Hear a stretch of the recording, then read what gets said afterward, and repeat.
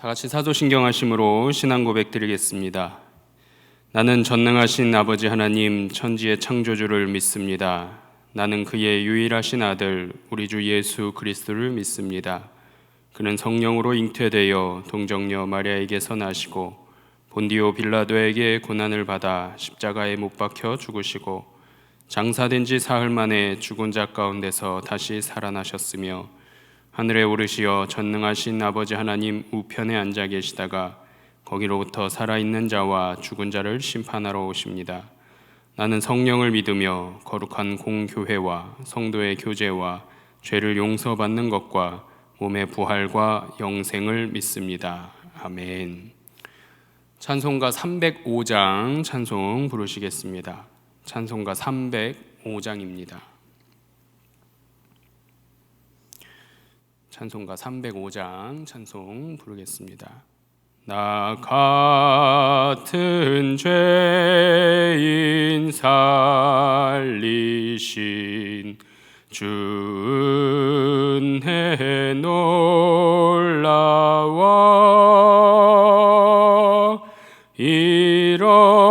잃었던 생명 찾았고 광명을 얻었네. 큰 죄악에서 건지신 주 은혜 고마워.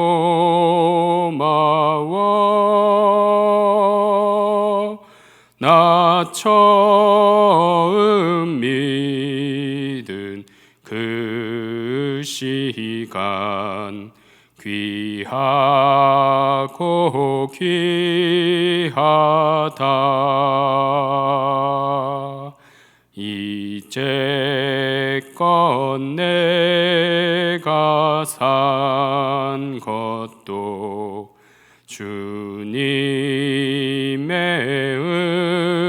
은혜라. 또 나를 장차 본향에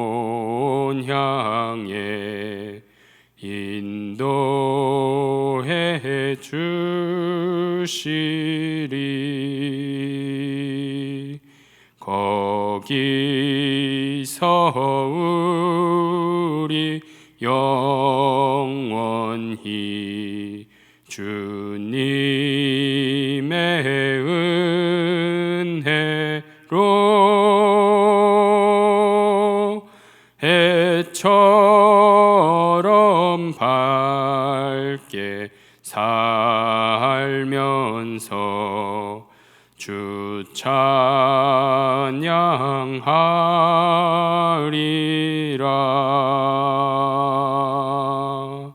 아멘. 이 시간 함께 나눌 말씀 신약성경 마태복음 7장 1절로 5절까지 말씀입니다. 제가 가진 성경으로 신약성경 9페이지입니다. 마태복음 7장 1절로 5절까지 말씀 신약성경 9페이지입니다. 마태복음 7장 1절로 5절 말씀 한마음으로 합독하겠습니다. 비판을 받지 아니하려거든 비판하지 말라. 너희가 비판하는 그 비판으로 너희가 비판을 받을 것이요 너희가 헤아리는 그 헤아림으로 너희가 헤아림을 받을 것이니라. 어찌하여 형제의 눈 속에 있는 티는 보고 내 눈 속에 있는 들보는 깨닫지 못하느냐. 보라, 내 눈 속에 들보가 있는데 어찌하여 형제에게 말하기를 나로 내 눈 속에 있는 티를 빼게 하라 하겠느냐. 외식하는 자여, 먼저 내 눈 속에서 들보를 빼어라. 그 후에야 밝히 보고 형제의 눈 속에서 티를 빼리라. 아멘. 오늘 말씀 통해서 우리 사랑으로 하나 되는 공동체에 관한 말씀을 함께 나누고자 합니다.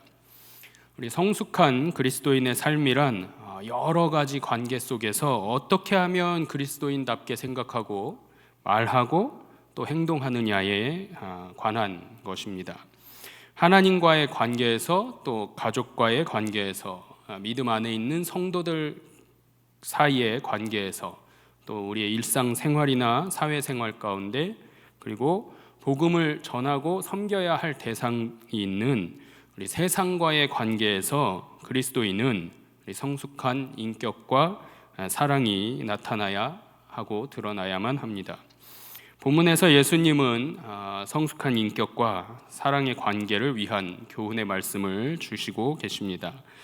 예수님은 다른 사람에 대한 잘못된 의식, 인식, 즉 남의 눈에 있는 티는 보고 자기 눈 속에 있는 들보를 보지 못하는 자기 중심적인, 철저하게 이기적이고 개인적인 생각들, 사고방식들에 대해서 경고하신 말씀이 오늘 본문 가운데 나타나 있습니다. 그중 오늘은 우리가 한 가지만 기억했으면 좋겠습니다. 우리 1절과 2절 말씀에 중심을 두어서 비판하거나 헤아리지 말 것을 명령하신 예수님의 가르침을 마음에 새기기를 소망합니다.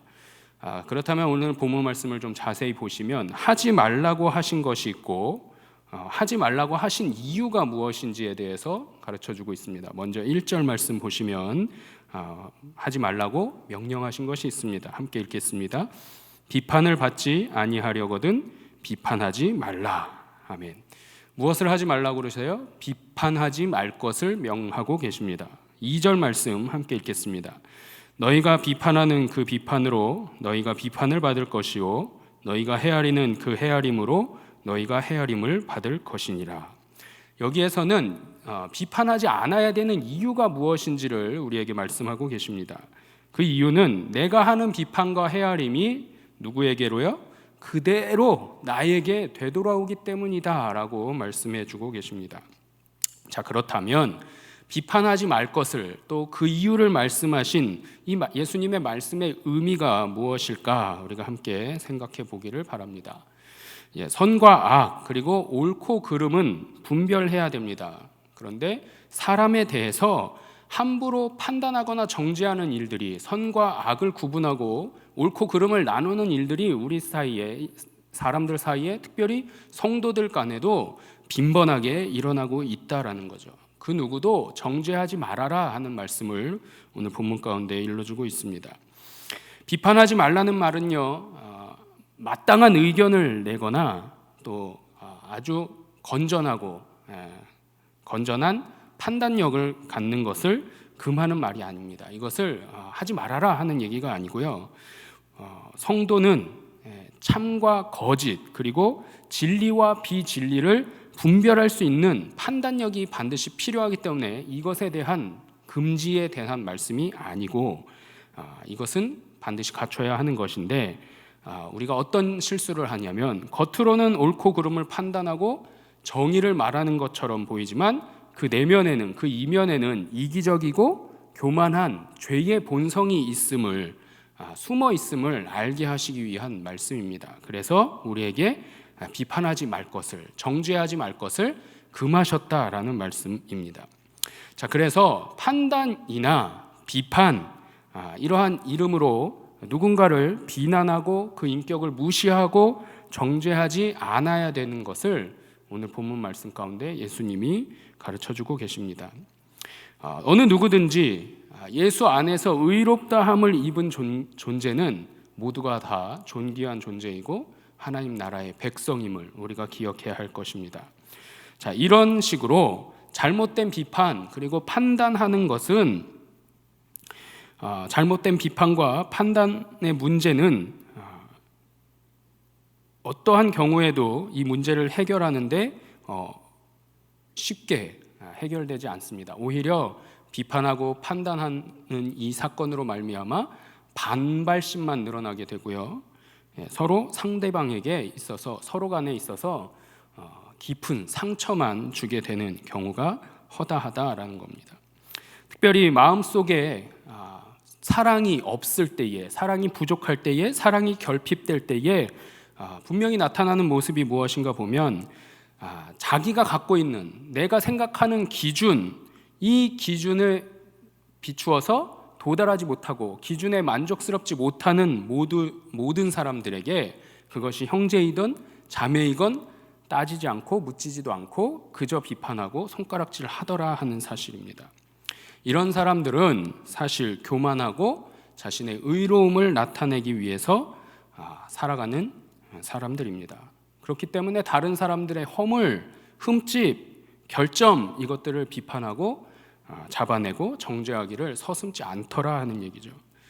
오늘 본문 말씀 가운데 보시면 바리새인들이 바로 이러한 자들의 대표주자이고 모범적인 사례로 나타나고 있습니다.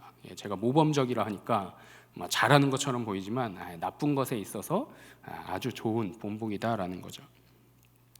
이 바리새인들은요, 교만한 마음으로 하나님 앞에 나아갑니다. 그래서 세리와 나는 다릅니다 라고 이야기하고, 나는 11조를 철저하게 내고 율법을 다 지킵니다 라고 거리를 두고 완전히 구분하는 이러한 행태들로 살아가고 있는 자입니다.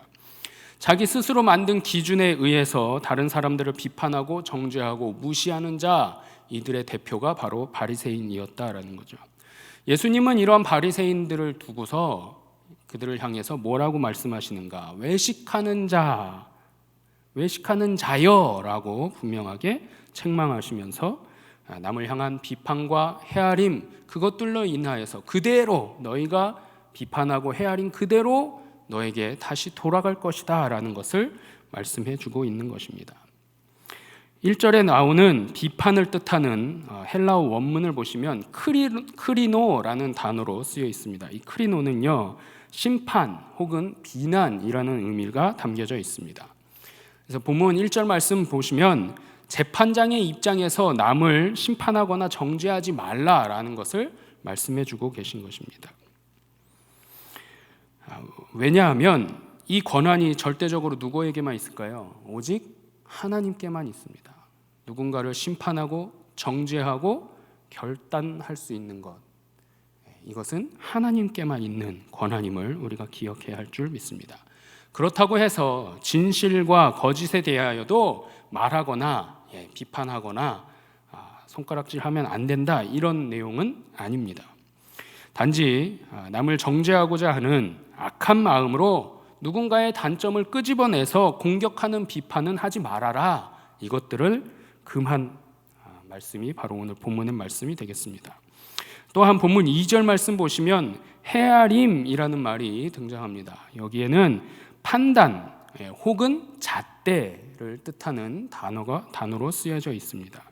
다른 사람들을 평가하는 자기 나름대로의 기준, 이것이 바로 헤아림이다라는 거죠. 자, 그러나 인간은 거룩하신 하나님 앞에 섰을 때에 그 누구도 판단할 수 없고, 하나님의 판단 앞에서는 온전한 자도 하나도 없고 모두가 다 뭐예요? 죄인이다라고 우리 로마서 3장 23절 말씀 통해서 우리가 잘 알고 있습니다. 따라서 누군가를 쉽게 판단하고 정죄하는 사람, 그와 똑같은 동일한 보응을, 형벌을, 징벌을 받게 될 뿐만 아니라 오히려 하나님께로부터 심판받게 될 것을 말씀해 주고 있습니다. 야고보서 4장 11절로 12절 말씀 이렇게 기록하고 있습니다. 형제들아, 서로 비방하지 말라. 형제를 비방하는 자나 형제를 판단하는 자는 곧 율법을 비방하고 율법을 판단하는 것이라. 내가 만일 율법을 판단하면 율법의 준행자가 아니요 재판관이로다. 입법자와 재판관은 오직 한 분이시니 능히 구원하기도 하시며 멸하기도 하시느니라. 너는 누구이기에 이웃을 판단하느냐. 아멘. 또한 우리 고린도전서 4장 말씀에서도 동일한 말씀을 해주고 계십니다. 4장 4절부터 5절 말씀입니다. 내가 자책할 아무것도 깨닫지 못하나 이로 말미암아 의롭다함을 얻지 못하노라. 다만 나를 심판하실 이는 주시니라. 그러므로 때가 이르기 전 곧 주께서 오시기까지 아무것도 판단하지 말라. 그가 어둠에 감추인 것들을 드러내고 마음의 뜻을 나타내시리니 그때에 각 사람에게 하나님으로부터 칭찬이 있으리라. 아멘. 오늘 본문 말씀 마태복음 7장 말씀을 통해서도, 또 야고보서 4장 말씀을 통해서도, 고린도전서 4장 말씀을 통해서도 동일하게 말씀하시는 것은 형제 간에 서로 비방하지 않을 것을, 그리고 이에 대한 판단과 심판은 하나님께 권한이 있음을, 그렇기 때문에 우리는 아무것도 판단하지 말고 하나님의 말씀대로만, 하나님의 형상대로만 주어진 본분에 따라서 살아갈 것을 말씀하고 계심을, 그리고 하나님의 심판이 있음을 깨닫고 두려워하며 살아가야 할 것을 말씀해 주고 계십니다. 말씀을 정리해 봅니다. 오늘 말씀을 통해서 예수님은요, 성숙한 인격과 사랑의 관계를 우리가 깨닫게 해주고 계십니다. 먼저 비판하지 말고 헤아리지도 말 것을 말씀하고 계십니다. 그 이유가 뭐예요? 반드시 내가 했던 비판, 그 헤아림은 했던 그대로 나에게 되돌아오기 때문이다 라고 말씀하셨습니다. 인간은 모두가 거룩하신 하나님의 판단 앞에 의인이 없고요, 모두가 죄인이고요, 온전한 자가 없음을 분명하게 말씀해 주셨습니다. 그렇기 때문에 누군가를 판단하고 정죄하는 자, 하나님으로부터 동일한 똑같은 보응을 받게 될 것이고 심판받게 될 것을 기억하시는 우리 강서 성도님들 모두가 되시기를 주님의 이름으로 축원합니다. 기도하겠습니다. 사랑의 하나님, 오늘 말씀을 통해 그리스도인답게 생각하고 말하고 행동하는가에 대한 하나님의 마음을 우리의 마음 가운데 새기게 하시니 감사드립니다. 연약하고 부족한 죄인들에게 하나님의 말씀으로 소성케 하시고 온전한 그리스도인으로 살아갈 수 있도록 우리 각자가 누군가를 비판하거나 헤아리지 말 것을 명하셨는데, 이 말씀을 우리 각자의 마음에 새겨서 명심하고 지켜낼 수 있도록 우리 모두의 심령을 붙잡아 주시옵소서. 나약하고 나태해질 때 주님의 성령의 도우심으로 이겨내게 하시고 끝까지 지켜내 하나님의 심판이 임하지 않도록 불 가운데 건져내 주옵소서. 이 모든 말씀 사랑이 많으신 우리 주 예수 그리스도의 이름으로 기도드리옵나이다. 아멘. 하늘에 계신 우리 아버지의 이름을 거룩하게 하시며 아버지의 나라가 오게 하시며 아버지의 뜻이 하늘에서와 같이 땅에서도 이루어지게 하소서. 오늘 우리에게 일용할 양식을 주시고 우리가 우리에게 잘못한 사람을 용서하여 준 것 같이 우리 죄를 용서하여 주시고 우리를 시험에 빠지지 않게 하시고 악에서 구하소서. 나라와 권능과 영광이 영원히 아버지의 것입니다. 아멘.